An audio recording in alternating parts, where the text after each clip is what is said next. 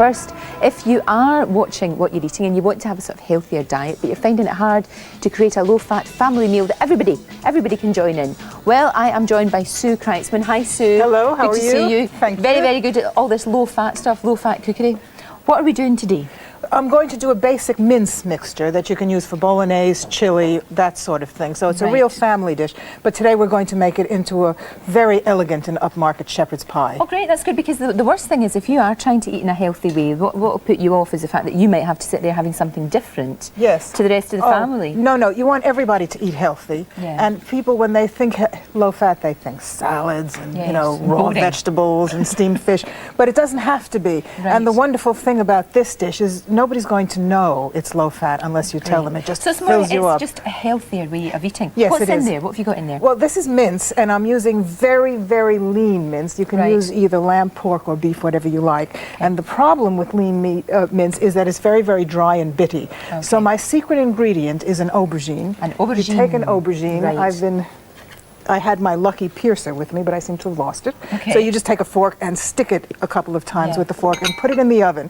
The reason you have to pierce it is because it'll explode if you don't, like putting a potato in. And here it is. You bake it in a hot oven for about 40 minutes, and it comes out looking like a dead rat. It does. Is that an unlovely object? It's a very unlovely object. And then you take off the stem, you strip off the skin, it comes right off, and you chop it up. You can either chop it finely, you can even put it into the processor and turn it into a very unappetizing mush. It just looks funny, it doesn't taste bad, or coarsely as here. And then you add it in with the mince. I have the mince cooking with a very zesty combination of spices.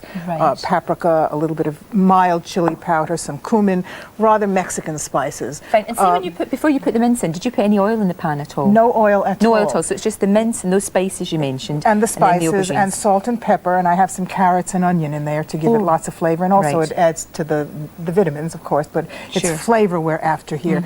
Now, because this lean mince can be very dry and bitty, the aubergine stretches it, first of all, so you have less meat, but it seems meaty, and it gives succulence. It gives the most unbelievable succulence. So you can use this wonderful technique of the roasted aubergine with hamburgers, sausages, any kind of thing that you use with lean mince.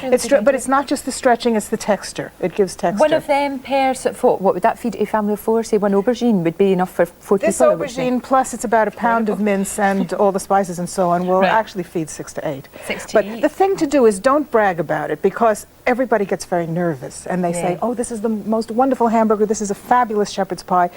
You're going to be very proud of yourself. So don't say, guess what's in there, because as soon as the word aubergine leaves your lips, people get so nervous. And you can get these everywhere, supermarkets and all that, and they're coming down in price all the time, which and they're is good. so beautiful, you know, you can just leave them as a wonderful decoration when you're not cooking with them. I've always been worried about cooking them, but I didn't know that that's what you did. So basically you get the fork all over the aubergine. You get the fork or a cake tester, which I've been carrying with me all morning and have now lost. And then just in the oven for how long? In the oven for about 30 to 40 minutes at, let's say, 150. And don't be scared when it comes out looking like this, because that's right. Okay. Just keep it a secret. Fine. So that's all in there. Tell me again the herbs that are in there. I have the herbs right here, beautifully arranged. We have some paprika, or should I say paprika. We have some mild chili powder, but if you like things hot, you can use hot chili powder. I think it's more subtle with the mild. We have some ground cumin, absolutely gorgeous, dried oregano, salt and pepper. Salt and pepper, so that's all in there with that. And some carrot as well you put in there. Carrots, onion, and I have stock in there, and it's going to cook down with the stock. Now, in a moment, I'm going to add chopped tomatoes, a little bit of tomato passata, that's that wonderful sieve tomato you get in a box, and some tomato puree. So as the program goes on, I'll be simmering that all together. I'll let you get on with that. It smells gorgeous. It does, doesn't it? It really does, I have to say. When you come back, I'll tell you about the topping, because that's going to be very special as well. Great, okay, from healthy eating to healthy looking skin. Have you ever committed this sin of going to bed without taking your makeup off? Naughty, naughty. After today, I hope you won't, because we're going back to basics to find out all you need to know about cleansing about that. And he was very cross about that, about Jacqueline du Pré being portrayed in such a fashion. We'll be talking to Emily about that. Now, taste testing. Look what I've got. Oh, wow. One you made earlier. One you made earlier, Yes, I just took it out of the oven, and it smells marvelous in here. Now, this is the base. And you can see the aubergine has just sort of disappeared, but it carries all that flavor. It gives succulence. And you can use that with pasta as a bolognese sauce. Any seasoning you like. What I've done here is I've put it in a baking dish, and I've topped it with mashed potatoes mixed with roasted pumpkin and roasted swede, How do all you do mashed that? together. Just mash you it up? you roast the pumpkin and the swede in a hot oven wrapped in foil. They caramelize. You mash it up with a masher. Put in a little bit of grated Parmesan. A little goes a long way. A little bit of skim milk and fromage frais. A little bit of skim milk on the top because you need that skin. Yeah. And this is a shepherd's pie to remember all your life. Nobody will know that this is low fat. Now, a traditional shepherd's pie is almost 400 calories per large serving, 23 grams of fat. This is 3 grams of fat and 200 calories per very large serving. Oh, that's good. Can I have a go then? Yes, please. It's good, isn't it? Isn't it gorgeous? It is good. That is lovely. It's absolutely lovely, and it is easy to make because I've been watching you making it.